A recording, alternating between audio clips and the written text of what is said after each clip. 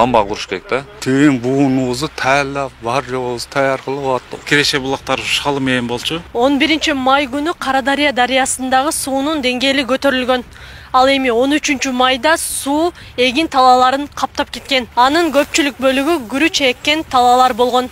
Дарыядан 300 кубтан ашык суу агып, Карадария айыл аймагындагы 500 гектардан ашык аянтты каптаган. Натыйжада 200гө жакын турак жайга коркунуч жаралып, өзгөчө абал киргизилген. Кырсык катталгандан кийин жашоочуларга эскертүүлөр берилип, эвакуацияланууга даярдыктар көрүлгөн. Берден суу көбөйдү дегенден кийин качышка арга жок, каяка качышыңды билбейсиң.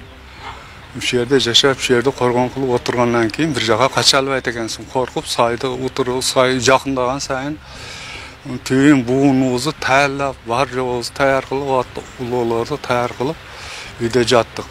Сал дағы қорқыныш болса, қачабыз бірге қарап, адырға қарап қачышқа тура келеді. Башқа иланжыбыз жоқ бізде. Суу жууп кеткен аянттын 300 гектардан ашыгы айыл чарба багытында болсо, 100 гектар аянтта күрүч эгилген болчу. Дыйкандардын айтымында күрүч өстүрүү каражаттын негизги булагы. Эгинден кол жууган тургундар кырсыктын кесепеттерин жоюуга өкмөттөн да жардам болсо деп турушат. Азыр бул жерде биздин үлүштүк жерибиз бар. Көп жылдан бери эгеттик. Үлүштүк жерлерди даярдап азыр. Шу күндөрү. Сотегенин айдын 70 сомдон, маласында 70 айдайбыз да. Гектарга мындай эсептесек 36 миң 30 миң чыгаша кетет бизден. Белди жакында эп койду деп бул жерде. Суу алып кетти. Биздин мен өзү 1 гектар үлүш жерим бар эле сайда. Ошол дайранын нугу көтөрүлгөнүнөн байланыштуу ошол 1 гектар жерде суу алып кетти. Основной ушу биздин айылдын тургундарынын негизги ошол киреше булактар шалы менен болчу негизде.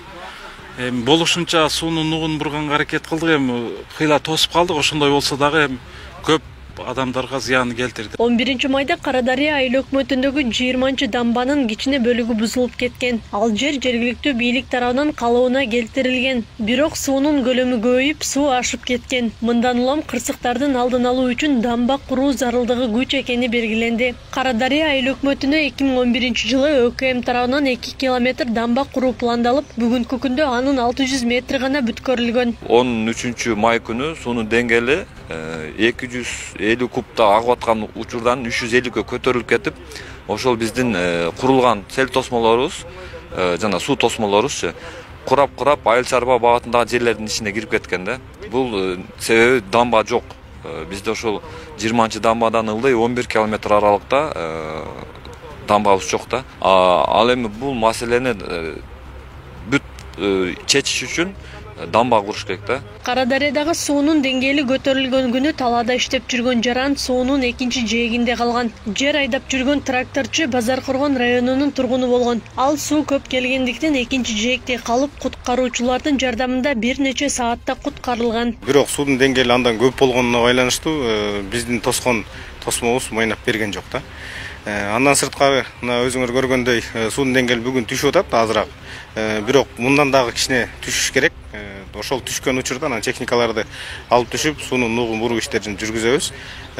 Ошол Бостон участкасына дагы бир 2-3 участкага жана атайын суу тосмо куруу аракетин көрүп атабыз. Быйылкы жылдын эсебине өзгөчө кырдаалдар министрлиги тарабынан сунуш берилген 300 метр дамба, ошол 20 дамбанын уландысына дагы 300 метр улап берүүгө.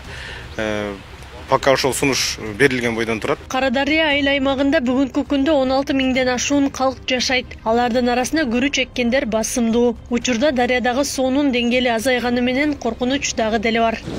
Аклай Карабаева, Забирбек Тойчубаев, регион, Сузак району.